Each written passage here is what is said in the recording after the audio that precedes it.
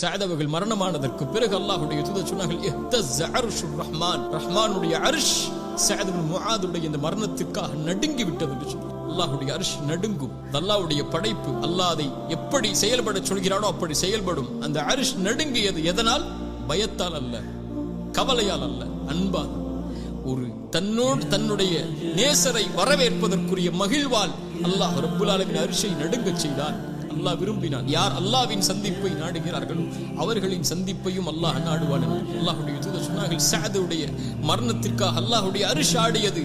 7 வானத்தின் கதவுகளும் திறந்து விட்டது. 70,000 மலக்குகள், சுப்ஹானல்லாஹ் சுப்ஹானல்லாஹ், 70,000 மலக்குகள் அவருடைய ஜனாஸா இருக்கும் இடமெல்லாம், அவரை அழைத்துச் செல்லும் இடமெல்லாம், அவர் கபரை நோக்கி செல்லும் இடமெல்லாம் 70,000 மலக்குகள் சுற்றி நிற்கிறார்கள். அவருடைய ஜனாசாவில் கலந்து கொள்வதற்காக வந்திருக்கிறார்கள். இந்த அல்லாஹ்வுடைய தூதர் ஸல்லல்லாஹு அலைஹி வஸல்லம்